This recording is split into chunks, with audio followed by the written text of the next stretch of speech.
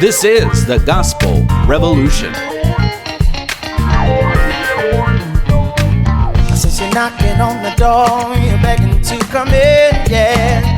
Unaware that all the while love's been knocking from within. You are the love you see, a perfect yet unique, righteous, holy.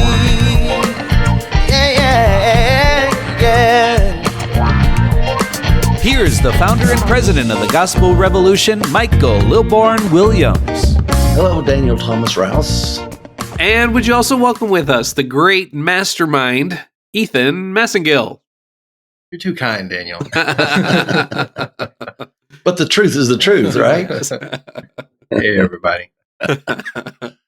Well, it is. It's great to be with you guys again. And yes, Ethan is here with me. I think that we should charge about $10,000 for a 3-day stay here at my house, because you will be in the greatest university of the scriptures that you could possibly be in. You can ask questions of any kind that you possibly want. And if we can't answer it, we'll call Daniel. And the greatest thing about it, it all goes into my bank account. Well, exactly. That's where all of our money goes. And if we don't know it, Lisa McPeak will know it. So, you know what? How can we lose? These shows now, goodness, we are still on the 1,000-year reign of Christ. Yeah. And we still need your money. Yes. And we appreciate it. We are heading into the winter pledge drive. If we were supposed to start the pledge drive when winter started, we should have done this 3 months ago. Jesus, this is crazy. But winter is anything that's below 70 degrees for me. So we have changed the way that we are doing the pledge drive because situation has changed there for Yes. Jeff. Yeah. Hey, you go off on your own, we forget about you real quick. So now to make that pledge, you get the honor of talking to the Grand Poobah himself, the founder and president of the Gospel Revolution, Michael Lilborn Williams. I know, and I get the even greater pleasure of speaking with those that are contributing and answer your phones. I'm telling you, the old man's calling. So, and I am looking forward to this. I did not make any calls last time, and I think I talked to one person about it, and that call was very productive. I don't know that it was the call; it's just that they informed me while we were talking what they were going to be doing and already had decided on. But it is going to be fun to be back in contact with folks. So I'm going to be back on the phones again and try to get in contact with you. And if not, call me at 832-318-9339. That is 832-318-9339. And once again, 832-318-9339. I just had to get that last one in because that's what irritates people to remember, right? I watched one advertisement the other day. I swear they said it 10 times. I'm like, would you just stop? It's like, I refuse to call. I don't care if you can extend my life by 40 years. I will not call you. And if you're a little nervous about talking to Michael, you don't need to be. And he wants to talk to you. But you can also go to gospelrevolution.com and hit the donate link. And there is information on there as far as how you can donate as well via online, or our mailing address is posted on there as well. Yes, indeed. And we appreciate you guys so much. We have plowed through so much material, and it has been a co-effort, co-research, co-teaching. All the things that Paul loved about ministry was that it was co. He didn't care what you were doing as long as it was co. And we're even co with Christ. We're co with each other. So This has been just a really amazing trip that we have been on. And like I was saying, that with the 1,000-year reign of Christ, and who knows, 1,000 years from now, we may be still on this topic. It's getting stretched out, but what an amazing turn of events. And just to recap for 1 second is that fateful day that we, I saw a verse the other day, Daniel, said something about Christ being the peg. And it used the term peg, and it was in the scriptures. So it was, but I know it was talking about Christ, and I've still not gone there to look at it, but that's kind of the way we were describing where we were, that we kind of put a peg right at the cross and then took a string and stretched it out for 1,000 years and took it every direction, and it took us to David, who was exactly 1,000 years before the cross. And after that day, we have been in this subject, and so many subjects that we've taught on in the past, we just did not know the framework in which they fit. And then once you get all of that, like the 70 weeks of Daniel, and the Nebuchadnezzar's image that he saw, and the clay, oh, what amazing understanding of the feet of iron and clay. Just amazing. And then that led to the research of Herod and his family. And it was not just that Herod was there and the Jewish people were. Herod was the king of the Jews, he called himself. And he married the granddaughter of the great high priest. And then his 3 little horns all married. They all married Jewish women. And right straight on down to Herod, who was in charge during Jesus's trial, and we kind of sealed it. Remember how we sealed it up? I don't think we've told the people yet how we sealed up that Herod that was at Jesus's trial was indeed the last little horn, and because Jesus, in a conversation with him, when they were standing there talking. And he said to Jesus, he said, "Don't you know that I have the power to take your life or let you go?"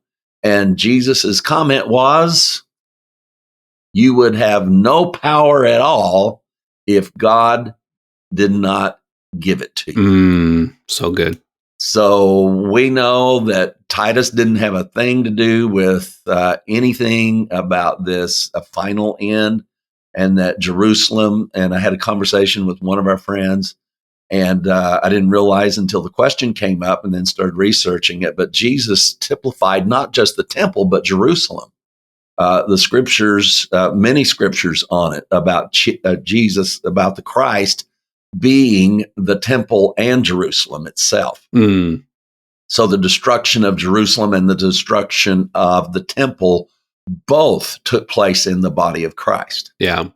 And so the destruction that took place in Jerusalem and the temple 40 years later remains and was irrelevant and remains irrelevant to this day. And everything falls at the feet of the Christ that was crucified and raised from the dead. So that's a pretty good framework, isn't it? Goodness. And if that's not worth investing your money into, I don't know what is. This is some good stuff. Like, give us 10,000 and come stay with us 3 days. There we go. We need some servants. Well, and of course, last week we raised some eyebrows by discussing the binding, the short release, and the destruction of Satan.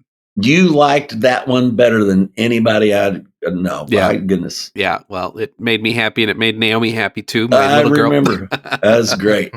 Yeah. So, but yeah, the actual destruction, the annihilation of Satan, the devil, Lucifer, the god of this age, the ruler of the world, that old dragon, that serpent, all of the above, totally annihilated, gone, poof, no longer there.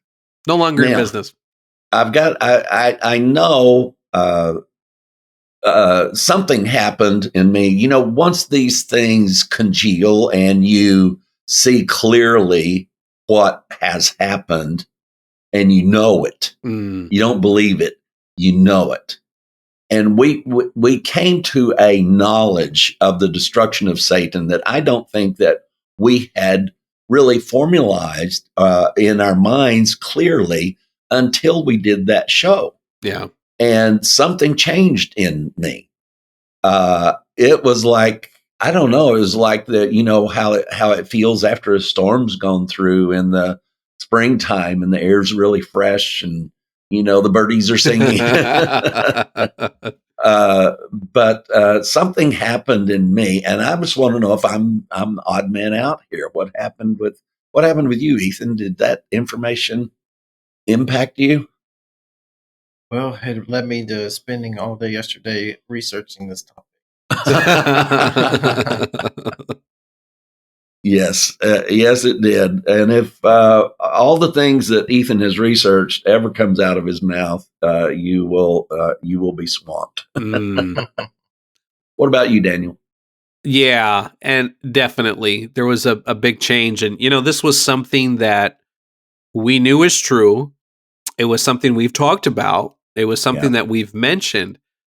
But I feel like now we have the proof for it. Yes. We found the story in the Hebrew scriptures. We found the timeline. We found the evidence of everything that we had been saying and knowing.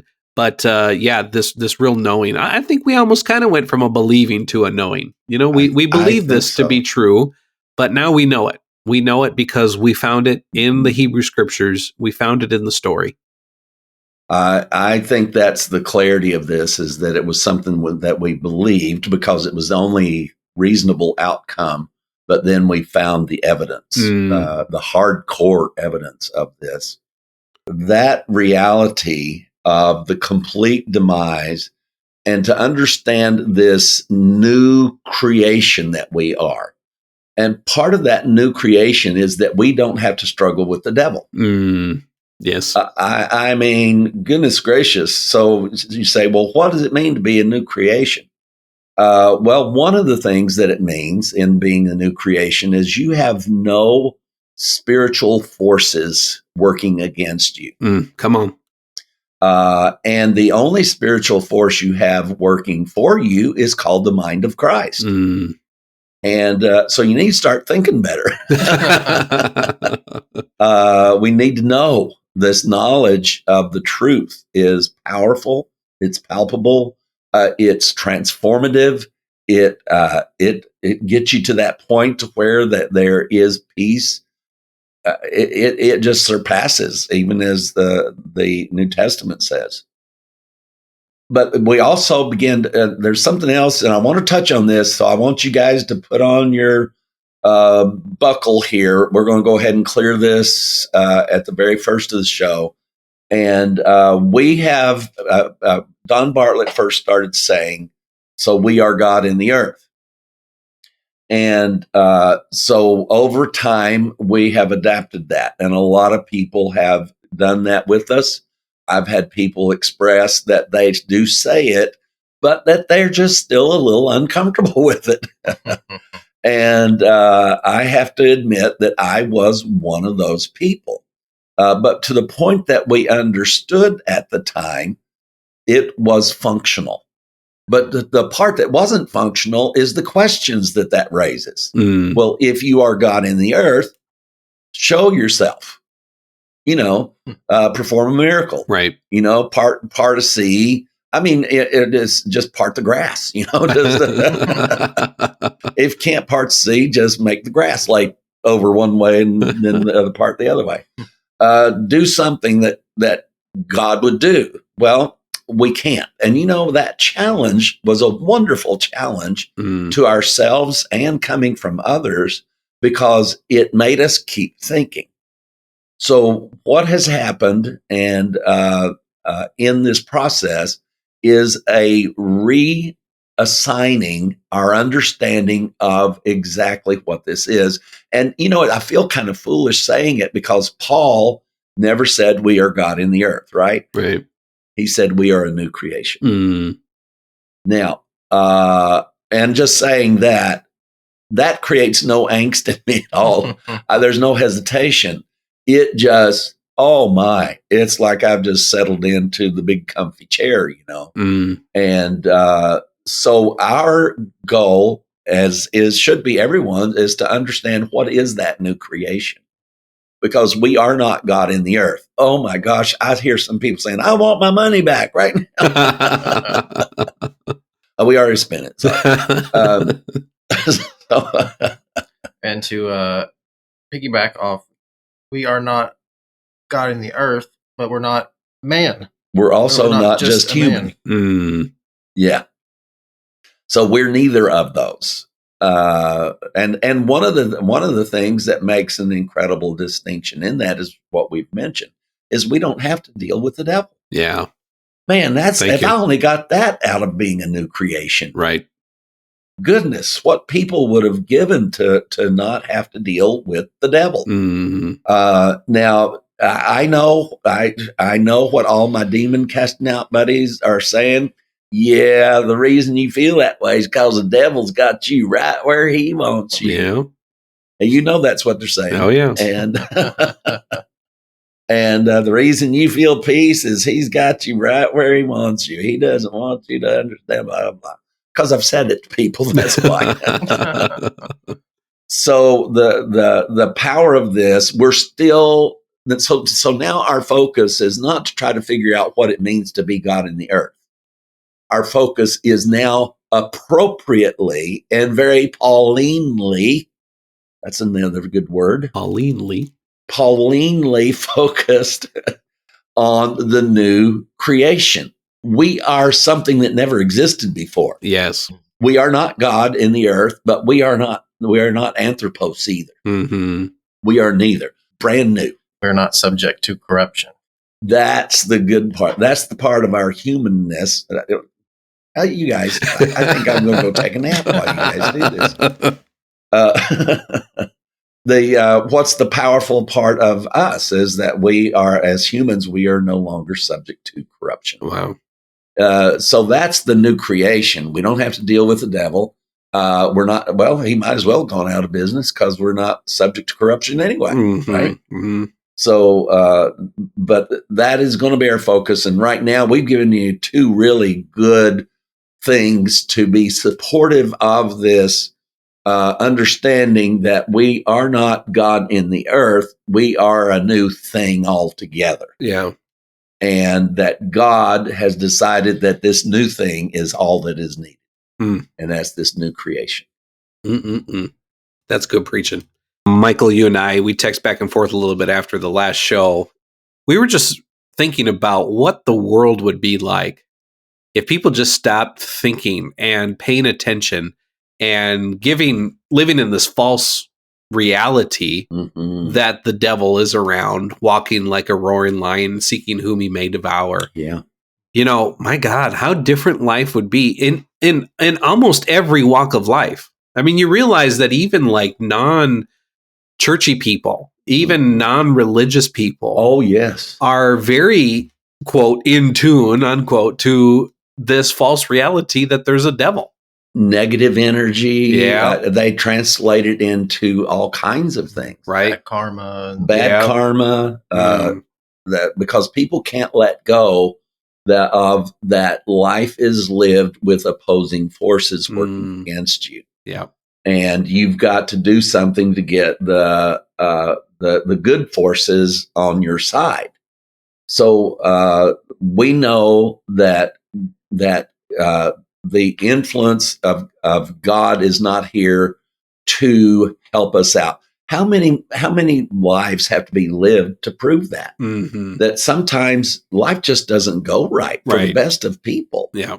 And diseases and poverty. And, if you believed right, or if God was, if you had God on it, that's bullshit. I just, I'm not even going to say BS. I'm just going to say bullshit.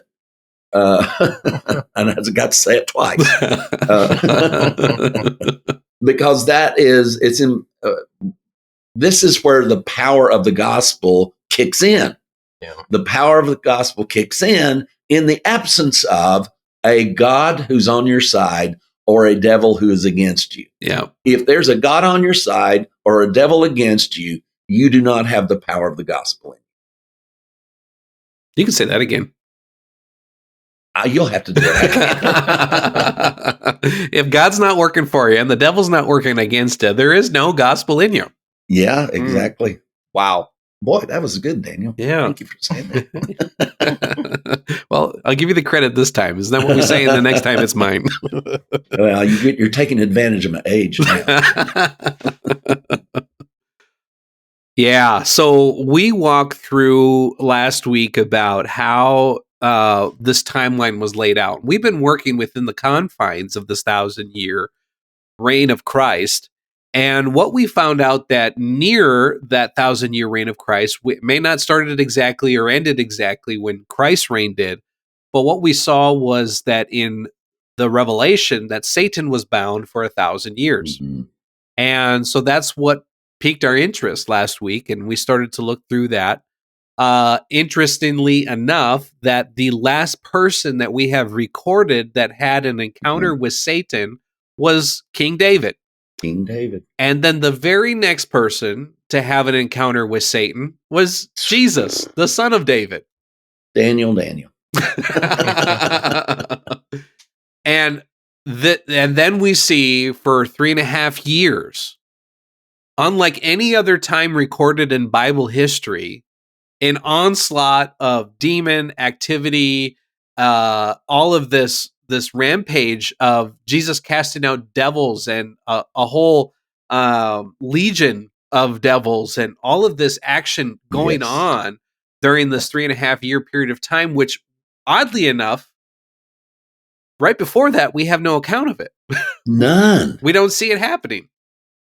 That was, as a demonologist, America's foremost authority on the subject, I often wondered what people did with devils before Jesus got here. Yeah. Wonder how they dealt with them. And I didn't know that it was in the same book that said that they were bound until, and was not released until that brief time. And we now know that brief time was at the beginning of the ministry of Jesus, the beginning of the last week of the prophecy of Daniel, and all the way through to the middle of that week. 3.5 years is in that week. I know that if you've not listened to any of this, that sounds weird, but that week is divided up into 7 years, and the halfway point is, of course, 3.5 years. Beginning with, and it's very clear that begins with the ministry of Christ, and the halfway point is Messiah is cut off. Yeah. And I'm telling you guys, I have just been, wow, what we now know ain't going to happen.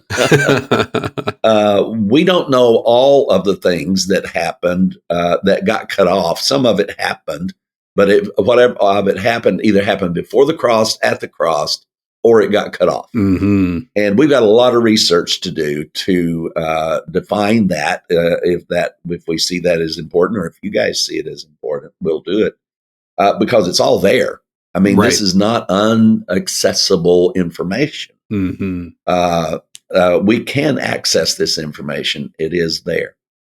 So the understanding of that, but then of course we see a catastrophic event where this guy gets thrown into the lake of fire. Ah! Yeah, and we went through how Jesus talked about it in John, that this was his destruction.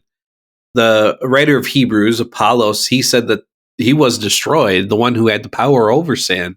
He was actually destroyed. Yes. He didn't say that sin was destroyed.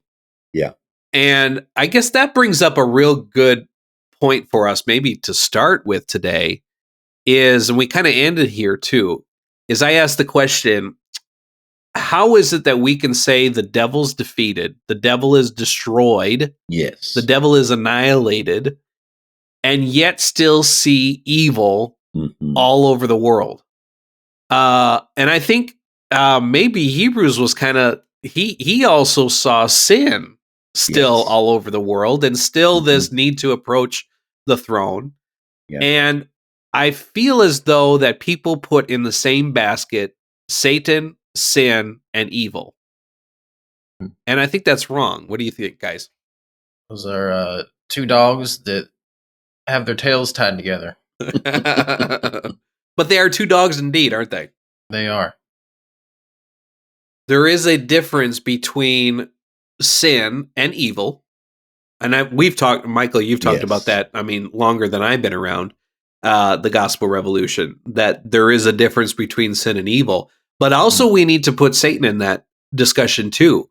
Because just because there's evil in the world, and I think we can all agree that there is evil, well, most of us agree that there is evil in the world, doesn't mean that Satan is in the world. I think that is probably the big topic for discussion, and how that reality is here. How is there evil here? Because we've been asked this question for years. You know, if there is no devil, which we've said this, but you've got to understand our clarity about that has just recently been completely cleared up. I mean, there's no question about it.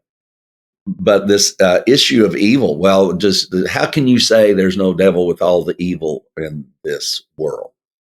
That is vitally important, that we are able to separate Satan from the issue of evil. Because if Satan is dead, if he is gone, and demons, and you read his title there, what we need to do is an autopsy on Satan. If he's dead, let's do an autopsy. I like it. You guys up for an autopsy today? Yeah, let's do it. I'm ready. All right. So we've got this. So now who is it we are doing the autopsy on? Let's make sure we get his name right. Now, when they lay somebody out on the slab, some people are going to say, "What in the world are these guys doing?" Because that's what I'm saying right now. But when they're there, first thing you better do is identify them, right? Mm-hmm. So let's get all the titles, all the names. Well, according to the Revelation, the one who was thrown into the lake of fire was Satan, the devil, that old serpent, and the dragon. So that's what Revelation says. The book of John calls him the ruler of the world. And Paul and some other New Testament writers also gave him the title, the God of this age. Yeah. One thing we want to touch on is that one in John that everybody is so familiar with, and that's John 12. We've had some discussions and debates with others about that when it said that the God of this world was cast out. Well, the devil was never the God of this world. And so they were trying to say that that's when Jesus was cast out of the grave, or they tried to come with some other analogies that try to say that that's Jesus. However, Daniel, I think we've got two other verses in the book of John. We don't even have to go to another book to verify that who the God of this world is. Do you have those two verses there for us? Yeah, I'll start with the one in John 12. It says, "Now is the judgment of this world. Now the ruler of this world will be cast out." And then you go over to John chapter 14 and verse 30. Jesus speaking, "I will no longer talk much with you, for the ruler of this world is coming, and he has nothing in me." Wow. So it can't be Jesus. No. Yeah. And then the last is John 16.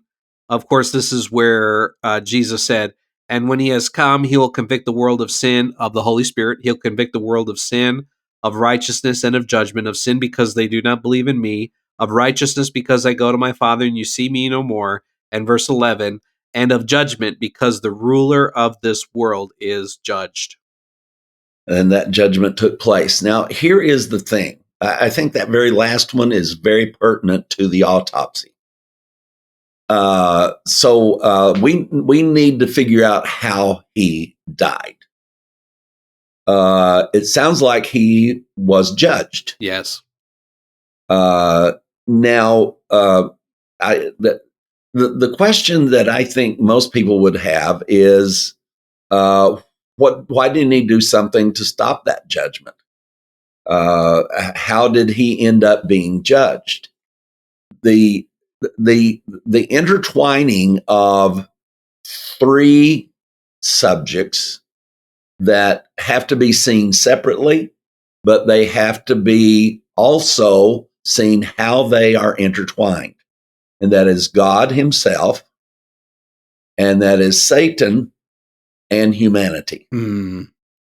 And so we have to see what the plan was, who and how this happened. How did he end up being judged? And what was his judgment? It was death. Yeah. And what was his judgment for? Yes. What was he being judged for? Now, we know the problem with this guy that we have on the autopsy table here is that he started this this BS. I'll use BS now. He started this BS in before God created man. So man was not even a part of the equation when the problem started. The problem started between God and Lucifer, and that's stated very clearly. There's no ambiguity about that statement at all, and that in fact that it started before the human race was here. So that's another name we need to add to this identity, right? Is Lucifer? I don't think I said Lucifer, that one. Yes. The disobedience is the catalyst, I would think, for this whole plan. The disobedience, and so now. Let's identify now, since it was judgment and the judgment was for disobedience. Let's see if we can find particularly the disobedience that he was judged for. I see two places in Isaiah 14 verses 12 through 15 and Ezekiel 28, 12 through 17. Isaiah 14, verse 12, how you have fallen from heaven, O Lucifer, son of the morning, how you are cut down to the ground, you who weakened the nations. That's interesting that he was the one who weakened the nations, and that was the identifier of Satan and the devil in the Revelation. Is what was he doing? He was going and deceiving the nations, which is the very reason he was bound. For you have said in your heart, I will exalt into heaven. I will exalt my throne above the stars of God. I will also sit on the mount of the congregation on the farthest sides of the north. I will ascend above the heights of the clouds. I will be like the Most High. Yet you shall be brought down to Sheol, the lowest depths of the pit. To total destruction. And that word, if there's ever place where fire and destruction, eternal destruction, is ever brought out in any part of biblical text, it is about the place where Satan, Lucifer, the serpent, the devil, all of these ended up in a absolute destruction in this place. We don't need to know. I don't need to know. Maybe others do. Then you can go looking for those answers. But the issue is that he has been destroyed. So Ethan, when we were looking through this earlier, we got into a part about disobedience. And about the disobedience of Adam and Eve, and where sin started, and exactly how that happened. So we're getting kind of deep into an autopsy here, into finding out the origins of this thing called sin. Sin was judged, of course, and somehow this all wound up on Satan. It is amazing how that the eternal consequence of this ended up, he was the only one to suffer eternal consequence. Wow. Yep. And that is the most powerful thing a Christian's ever going to hear, is that the eternal consequence all went on Satan completely. Yeah. Instead, they've been dangling us over hellfires for more than 2,000 years. And the reason why they do that is because they think that somehow there was a moral fall in the garden. Mm-mm. Yes, and we've discussed this issue that I think Don was the one that helped us understand that. Also, was this issue starting in the Garden of Eden, and I think what we're going to do now is expand on that. We're going to look a little deeper into this issue of what happened. So we've come to grips with the fact that was not a fall. Romans 8, Paul very clearly states, as Ethan made it very clear as to what anthropos we are not. We are no longer subject to corruption. Yep. So that anthropos, that man, is no longer in existence. He was destroyed on the cross. Yes, it says that Romans 8, verse 20, the creation was subjected to futility, not willingly, but because of him who subjected it in hope. And that was my eye opener. And yes, it's not like I hadn't read it hundreds of times, but after I deemed that I had won this debate with Don Bartlett, I don't know how many months later, I was reading through it, and it just like, as Don would say, the nickel dropped, and suddenly I saw past this. And that to show that, folks, you can only learn what you have in front of you. Sometimes we've learned things that are incorrect, and if beliefs become facts when they are indeed just beliefs, they turn into concrete. They set up. Mm-hmm. And to move those beliefs out of the way. The interesting thing about knowledge is that knowledge is always fluid. Yeah. But beliefs, if they stay around too long, they will kill you. Mm-hmm. I've used Tarzan's grapevine. I'll use it again. Beliefs are like Tarzan's grapevine. It'll take you from one thing that you are convinced of and you can stand in and be safe, and it can swing you right straight to the other one. If you fail to let go of that grapevine, and the grapevine symbolizing belief, that grapevine itself, your belief will kill you. Mm-hmm. So it can take you from one thing to the next thing. But if a belief ever becomes something you hang on to, you are, oh my gosh, the inability of the mind and the brain, and even the mind of Christ to break through that is a major thing. Mm-hmm. And I mean, I was confronted with it, with truth from Don Bartlett. But that was already that belief about the beginning of all this was the fall of man from Adam to the first Adam to the last Adam.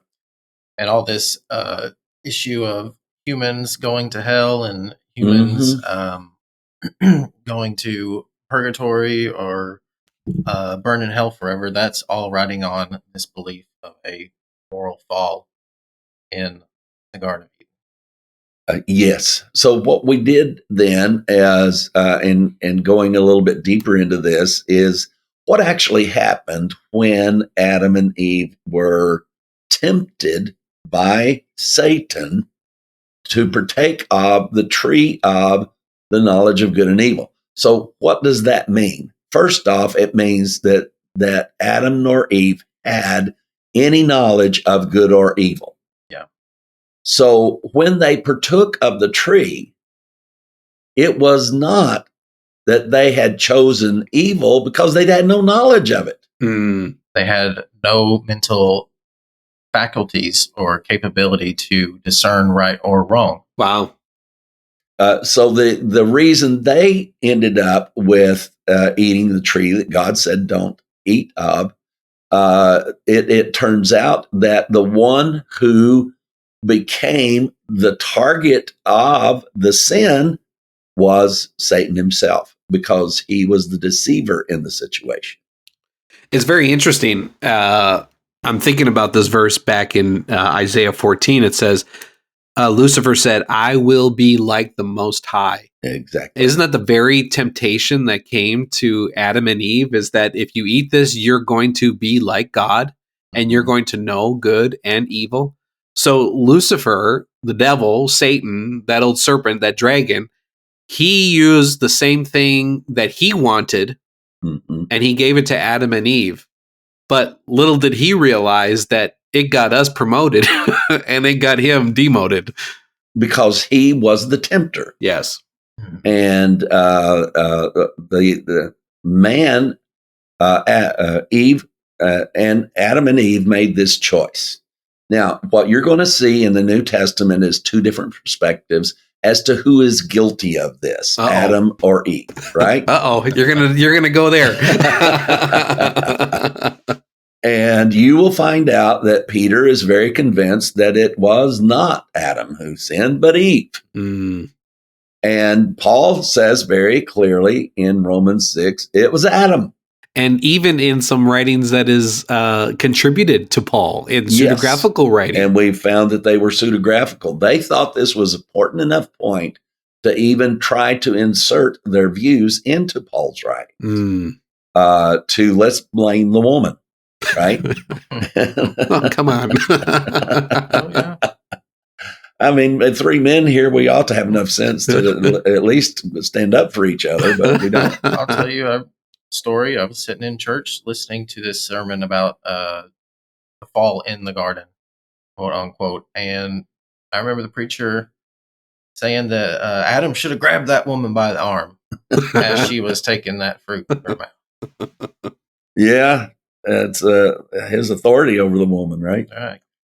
So the issue here, though, becomes this stark reality is that they did not have the knowledge of good and evil when they were tempted to partake of the tree. Wow. You might say that's nuanced. I say that is the Grand Canyon. Yeah, absolutely. In the difference in the way that we perceive this.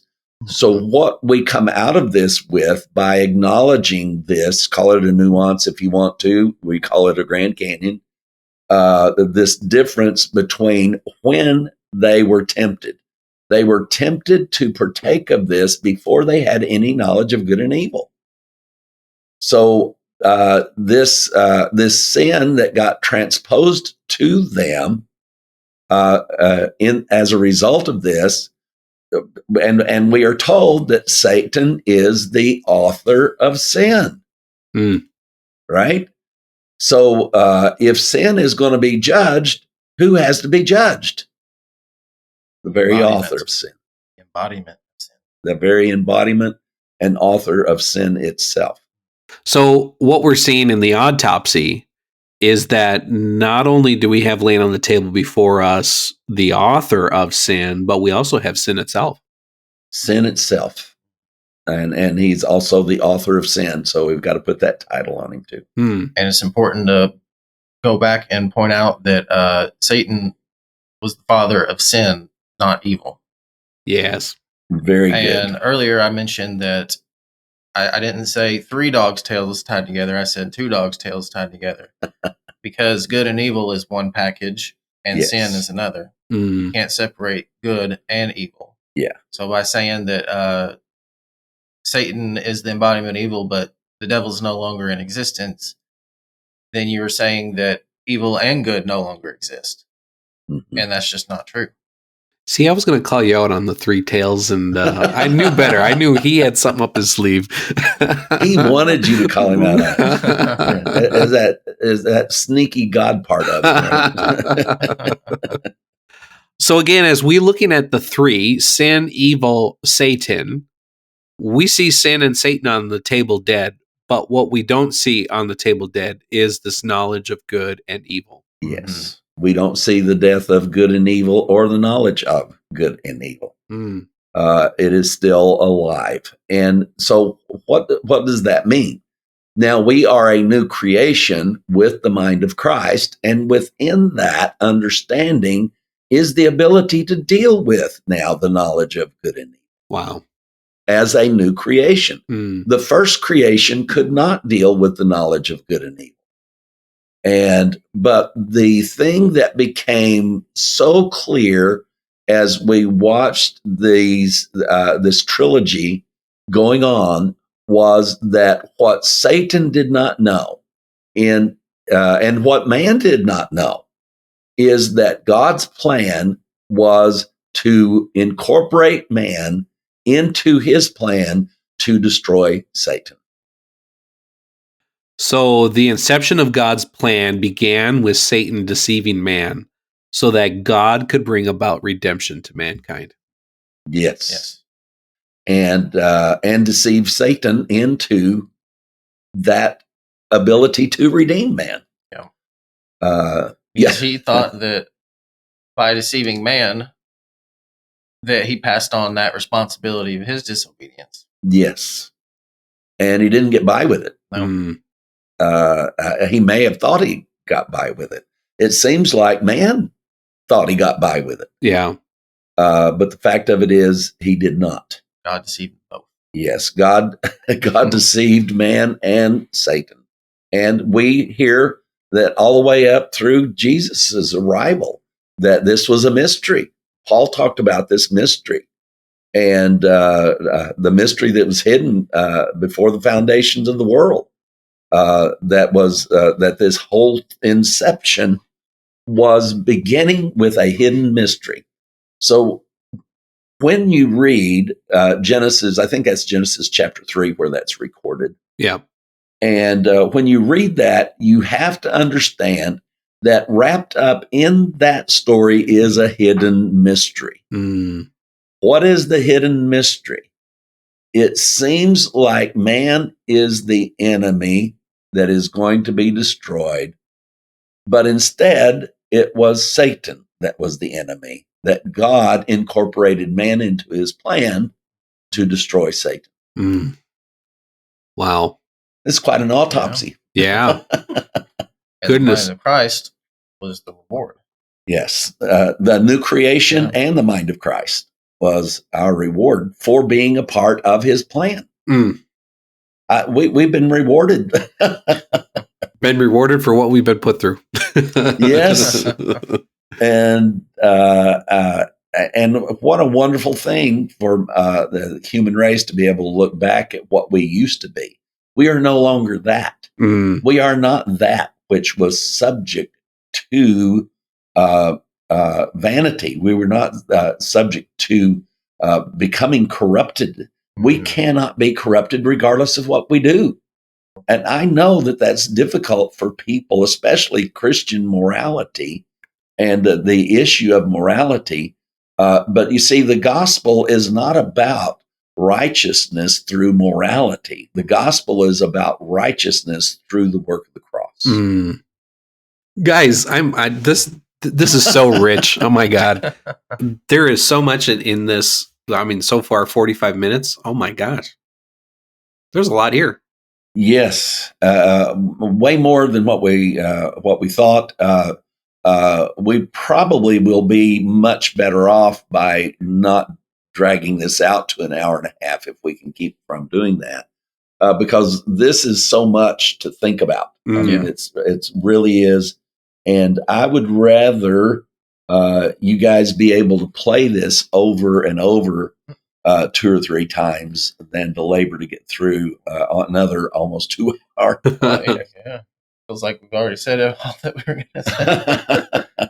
I want to go back to one issue here, and for the sake of repetition, Michael, you said it earlier to us off air. You said that Satan thought he threw mankind into a perilous and reparable situation with God. Mm-hmm. In that he thought that by being the tempter and causing them to do this, that they would be in a situation where their relationship with God would be perilous and unresolvable.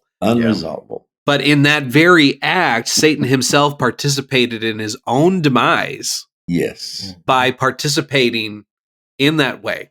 Yes.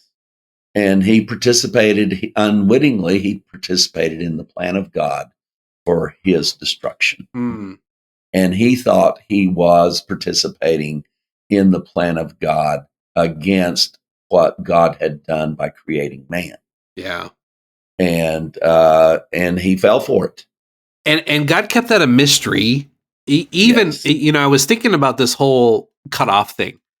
And I I think it was for many reasons, but I think one of the reasons that was brought about, all of these prophecies about, hey, this judgment that's coming is going to take everybody out of the picture. There's going to be nobody left. And it was kind of targeted toward mankind and flesh. But I think that was that mystery, that deception for the devil, because the devil thought, oh, these guys are toast. You think I had it bad just being bound for 1,000 years? Wait till these guys see what's coming their way. Mm-hmm. And to our surprise and to Satan's surprise, it got cut off. Yes. I have a question. Go ahead. For you guys. So, if the disobedience was judged and Satan, being the embodiment of sin, was cast in lake of fire, destroyed forever, right? So, what implication would that have on God's authority, since his disobedience was against God's authority? Well, that is the $1 million question, right? So, what happened to all authority at the cross? That's where we would have to go, is what happened to all authority. And this issue is playing right back into our previous comments about being God in the earth. And we've resolved that can't be exactly the way it is. It was functional to get us to think that we really are that different. But now we have come to understand this in a little bit clearer light. And maybe we'll understand it more clearly later on. But the term of authority is what was defied in the garden. Was the authority of God, and the ultimate resolve and the reward of mankind was that God Himself made a brand new creation where there was no Satan, there is no deceiver. And not only is there no Satan and no deceiver, he made this new creation without the ability to be corrupted. Now, you talk about a double seal. Yeah. Not only do you not have a deceiver on your tail all the time, even if he was here, he couldn't corrupt you. So, by being incorruptible and the disobedience being judged, and we don't have the ability to disobey anymore, the implications on God's authority would mean that God no longer has that creator authority and power that he once did. He guided that authority to create to make the new creation. And it is by his authority that we are a new creation. And where does that authority interact with the new creation? There is no authority in the new creation. Wow. That's what Paul goes to such great extents to explain, is that this is no longer this lateral, horizontal structure, even as Hebrews laid down. And we finally realized that Hebrews still was defining this whole story in a lateral structure of authority. That's why he still has Jesus seated at the right hand of the throne of the Father, because he did not see the demise of authorities altogether. And the issue that what is authority needed for? And of course we've got people ready to burn us at the stake already, for sure, again. But this is not an issue of acknowledging God's authority. We are not acknowledging God's authority more than anybody else that I know of, and we are accepting what his authority has done. Everybody else has him in authority still exercising. Let me put it in this way. He's still exercising authority over humanity, yet his authority never accomplished anything that it was supposed to accomplish at the cross. Or as our mystic friends have to say, they have to absolve God himself and say that God was never went through this process along with man and along with Satan. yeah, God was the only one who had the inside scoop, but to say that he was not a part of this, it's almost divinely ignorant. I mean, Yeah. it is an ignorance that is willing. Paul talked about people being willingly ignorant, and to look at any scripture. I was talking to one of our friends today on a text, and I told him, I said, the thing that our mystic friends just cannot do is respond to Isaiah 52:53. What do you do with that? Yeah. That says an angry God is no longer angry. Mm. In the greatest of detail. Mm-hmm. It took 2 chapters to convey the thought, and I'm sure that it's laced throughout before and after that also. So the issue of authority, and I was just watching some clown on TV. Just I stopped by these things. Rick Reiner. I was quoting him last week, I think. And he was on there talking about you define God's authority. If you defy God's authority, God will. And he contradicted himself over and over. He said, if God wants something that one way, it's going to be done that way by God. And if you contradict God's authority, God will, you're going to be facing God, and he's going to destroy you for trying to contradict an authority that can't be contradicted. Sounds like a contradiction. Sounds like a contradiction. Crickets. Oh, man, I tell you, that one almost exhausted me where I couldn't do the show.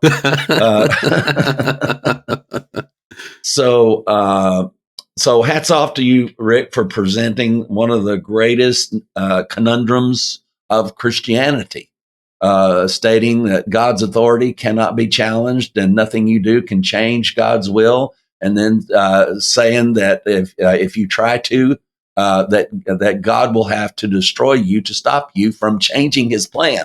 It makes no sense. If you can't change God's plans and because of God's authority, why does he need to destroy you because you're trying to do something that can't be done? I'm tired. I know. I'm glad you got the tiredness too. I didn't want to be the only one exhausted from that. But it really was like, I really did look like the RCA dog sitting in front of it, which I'm glad that most people know what the RCA dog is.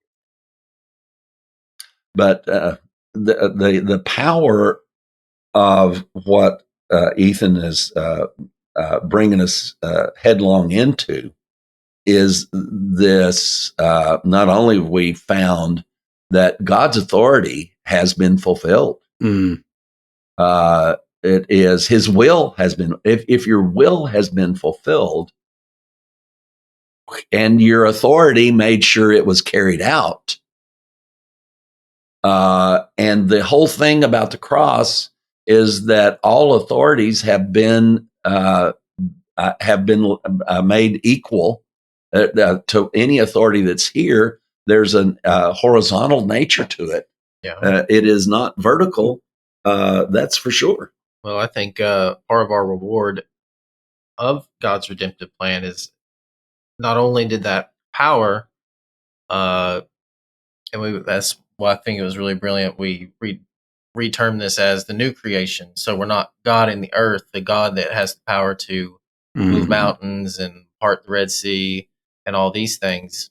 I think that power has transitioned into the mind of Christ. Yes. And that is our reward as being in this new creation. Yeah, it's powerful.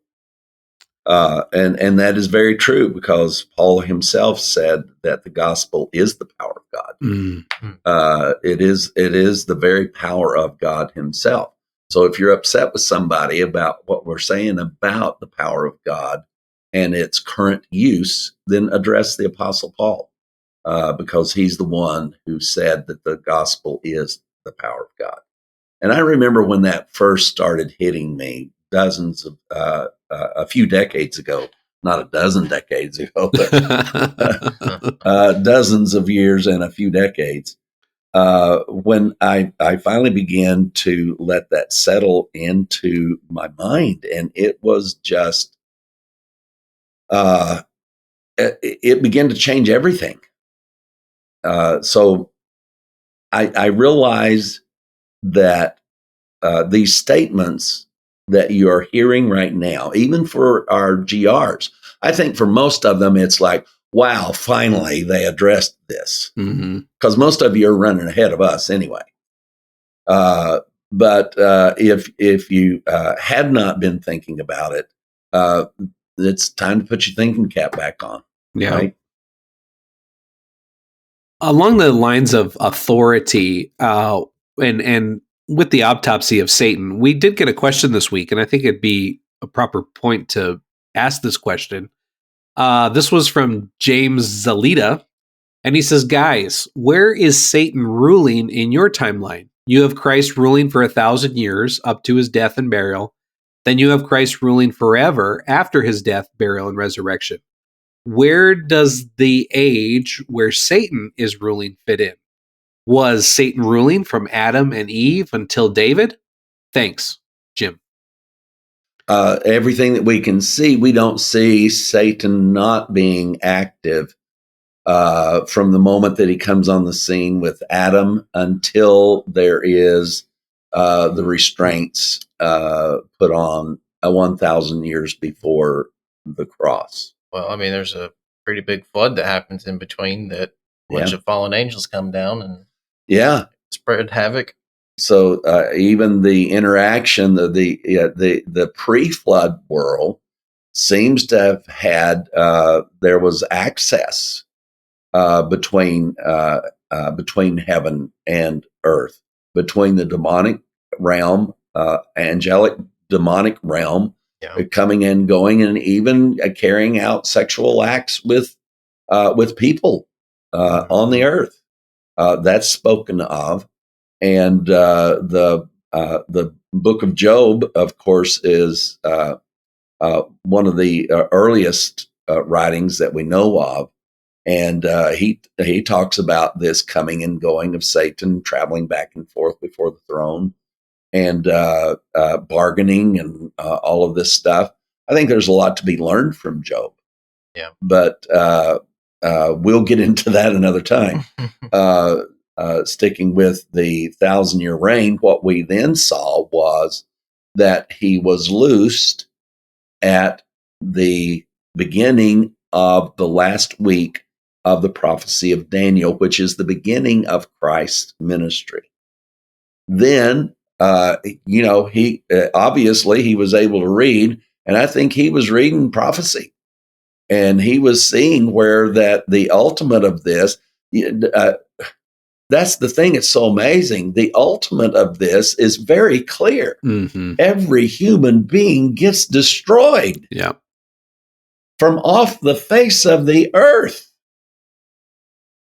And so he's just waiting till party time. Mm-hmm. I am going to destroy all of God. In fact, I got all this started, but I'm going to sit back and watch this God destroy his own creation. You already watched a flood take place. Yeah. Probably expecting something bigger than that. It was a judgment, and he did watch that take place, and as a result of his involvement in humanity before the flood. So that's the timeline. I hope that we've addressed it, and then we see that when Jesus goes to the cross, that somewhere before the beginning of the last 3.5 years of the prophetic age of that prophecy by Daniel, that he was cut off, and that he was literally, he and Lucifer and the serpent and all of them got thrown into the lake of fire. And now that's not the end of the world. People get this mixed up and they think that's what happens at the end of the world. Well, it was at the end of the world, but Satan didn't know it was the end of the age that Jesus was pointing to. So an end of the world took place. Satan thought it was the end, that he was shooting for the end of humanity at the end of the world. And he didn't see the mystery. Mm. And the mystery was that he was the target, not the human race. Wow. I'm mind blown. Yeah, me too. I hope nobody asked the question. Yeah, of course, that's what we love around the Gospel Revolution is we love questions. So you ought to be loaded with them by now. Mm.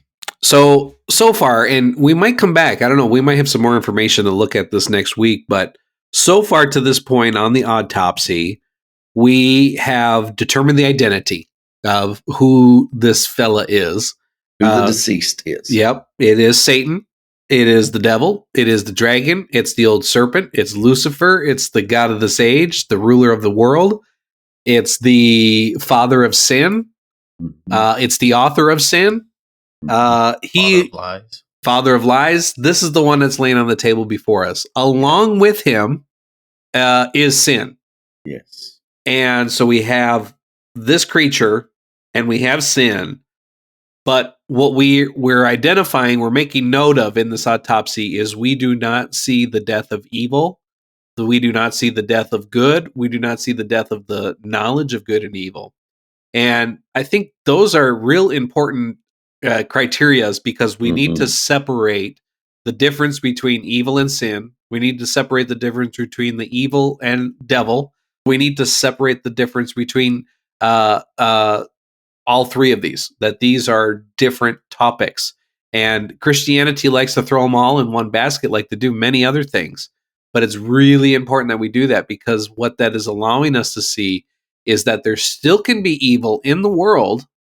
And we as new creations have the ability to navigate through that. But we can still have that without a Satan, without a devil. It seems like humans are doing pretty good at this job all by themselves, no help needed. I think the biggest reason for this is because of the absence of the knowledge of God about who we are. We don't know who we are. The human race doesn't know. You're not, and that's what they started teaching us is that we are animals. When even when I was beginning school. Back in the 60s, and goodness, they started teaching us that we were just part of the animal kingdom. And now you know what I have to live with. So the degradation of these some of these disciplines out there. They try to say that it is you're either dealing with evolution science or creation belief, and that's not true. There's creation science, and the fact of it is the belief. Everything that I can find, every time you run down these rabbit holes with the qualifiers for evolution, they just come to dead ends on every hand. And the thing that the doctrine, of course, that guides it is what is called uniformitarianism. And that means that everything that's happening now has been happening that way, been billions of years, up to billions of years past. And yet they're the ones who say that things aren't the way they've always been. But for their understanding that conclusions that they come to, they have to depend on that everything is now as it always has been. It kind of reminds me of our mystic friends. They say that God was never angry, and this is the way it's been all the way from the beginning, and they're not going to change their minds. So there's a uniformitarianism is something that you establish when you don't want to deal with the facts. We like facts. We love them. Well, like I said, guys, I'm just mind blown. I don't know if I can handle anymore. I think we better go because this is a power packed power cast for sure. No doubt about it. Indeed. And I know for me, I learned a lot, and there is a lot of information I need to process on this one for sure because I got learnt today.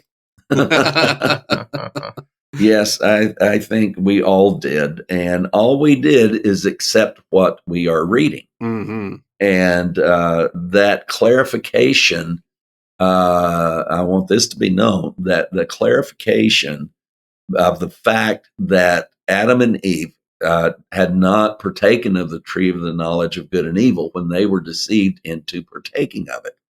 And it was Ethan who had ferreted that out and focused in on that and began to question the common sense of that. It's like, how can they be held responsible when they didn't even have the knowledge of good and evil to know they were doing wrong? Didn't even know, is this right or is this wrong?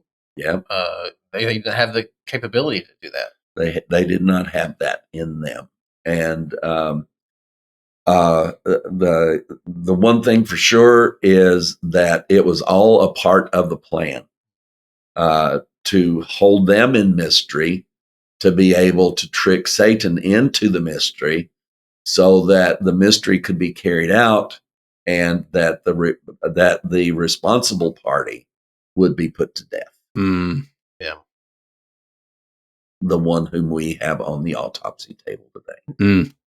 And so it is, we must leave you, family and friends. If you'd like to know anything about the Gospel Revolution, or you want to make that big pledge today, call our office on 832-318-9339. and speak to us about how you want to participate.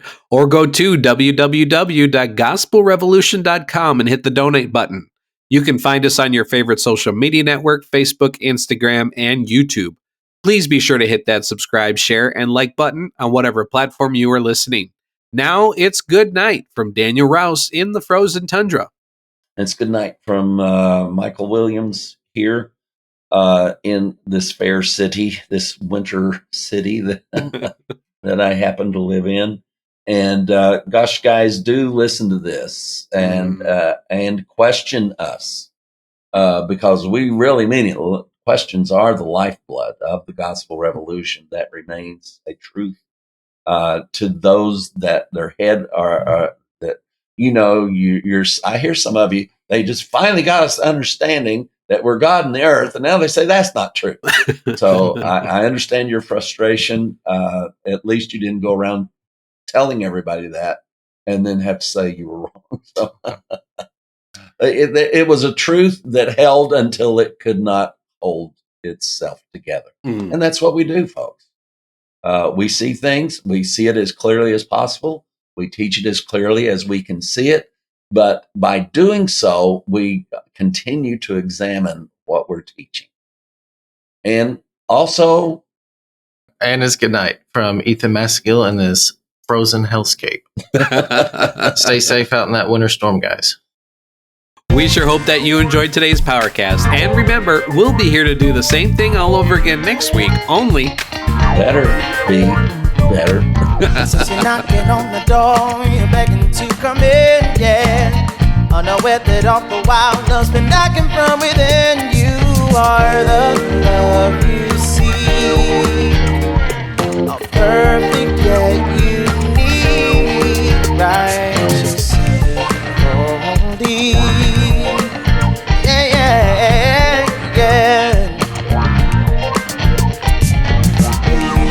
Lost and alone, staring at the unknown, and these words be the cause that guides you right home. We are one, we are love, we are.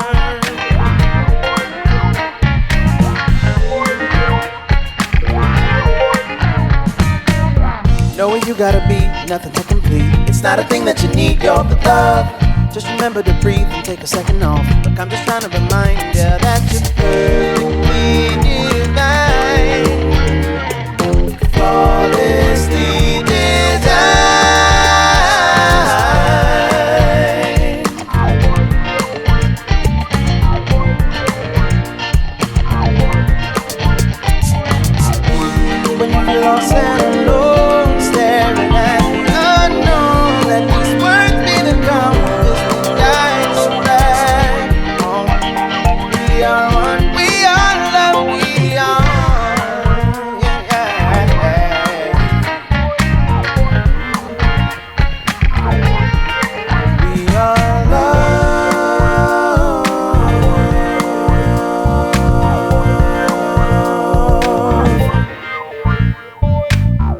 deconstructing religion and barbecuing the sacred cows of Christianity before your very eyes. You are listening to The Gospel Revolution.